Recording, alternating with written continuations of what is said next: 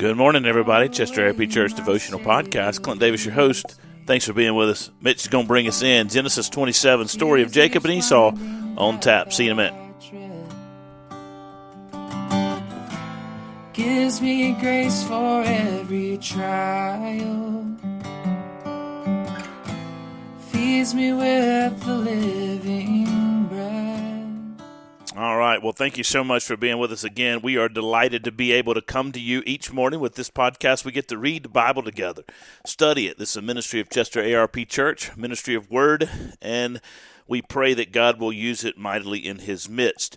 All right. Story of Genesis 27, Jacob and Esau, where Jacob steals Esau's blessing. A fantastic story, a fascinating story, and one that shows a tremendous amount of dysfunction in the family of Isaac. Here we go.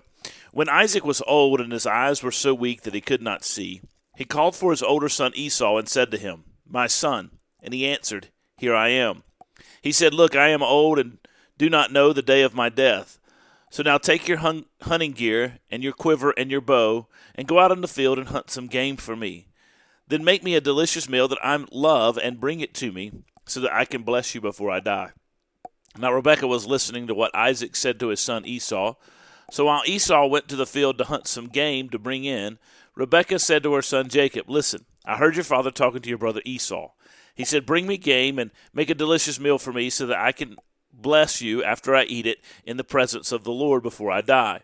Now my son, listen to me and do what I tell you. Go to the flock and bring me 2 choice young goats, and I will make them into a delicious meal for your father, the kind he loves. Then take it to your father to eat so that he may bless you before he dies." Jacob answered Rebekah his mother, "Look, my brother Esau is a hairy man, but I am of smooth skin.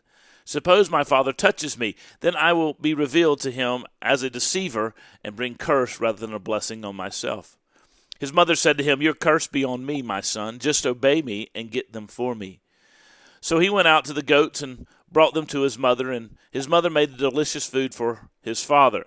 Then Rebekah took the best clothes of her older son Esau, which were in the house, and had her younger son Jacob wear them. She put skins of the younger goats on the hands and the smooth part of his neck. Then she handed the delicious food and the bread she had made to her son. And when he came to his father, he said, "My father." And his father answered him, and he answered, "Here I am. Who are you, my son?" And Jacob replied to his father, "I am Esau, your firstborn. I have done as you told me. Please sit up and eat some game so that you may bless me." But Isaac said to his son, "How did you ever find it so quickly, my son?" He replied, "Because the Lord your God made it happen for me." Then Isaac said to Jacob, "Please come closer so I can touch you, my son. Are you really my son Esau or not?" So Jacob came closer to his father Isaac, and when he touched him, he said, "The voice is the voice of Jacob, but the hands are the hands of Esau." He did not recognize him because his hands were hairy like those of his brother Esau, so he blessed him. And again he asked, "Are you really my son Esau?" And he replied, "I am." Then he said, "Bring it closer to me and let me eat of my son's game so that I can bless you." And Jacob brought it closer to him, and he ate, and he brought him wine, and he drank. Then his father said to him, "Please come over and kiss me, my son." So he came and kissed him. And when Isaac smelled his clothes, he blessed him and said, "Ah, the smell of my son, it is like the smell of a field. The Lord has blessed. May God give to you from the dew of the sky, from the riches of the land, an abundance of grain and new wine. May people serve you, and nations bow and worship to you. Be master over your relatives. May your mother's sons bow and worship to you. Those who curse you will be cursed, and those who will bless you will be blessed." And as soon as Isaac had finished blessing Jacob, and Jacob had left the presence of his father Isaac, his brother Esau arrived from hunting, and he made some delicious food and brought it to his father and said, "Look, let my father get up and eat some of his son's game, so that you may bless me."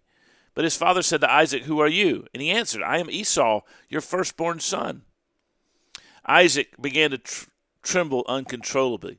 "Who was it then," he said, "who hunted game and brought it to me? I ate it all before you came in, and I blessed him. Indeed, he will be blessed." When Esau heard his father's words, he cried out with a loud, bitter cry and said to his father, "Bless me too, my father." But he replied, "Your brother came deceitfully and took your blessing." So he said, "Isn't he rightly named Jacob? For he has cheated me twice now. He took my birthright, and look, now he has taken my blessing."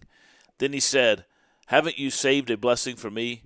But Isaac answered Esau, Look, I have made him a master over you. I have given him all of his relatives as servants, and have sustained him with grain and new wine. What then can I do for you, my son?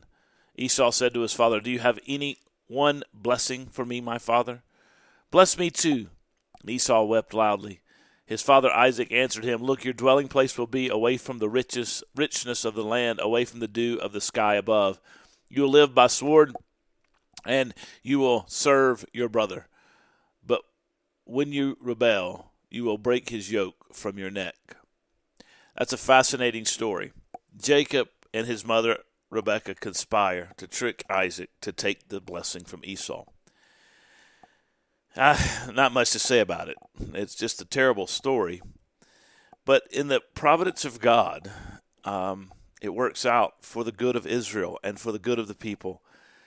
And so we trust God with all things.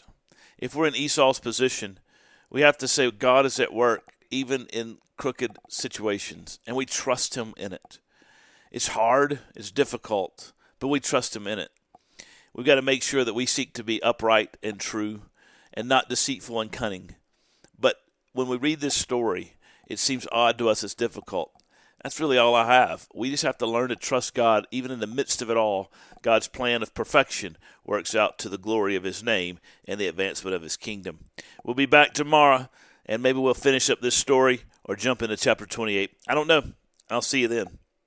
You carry me close to your heart.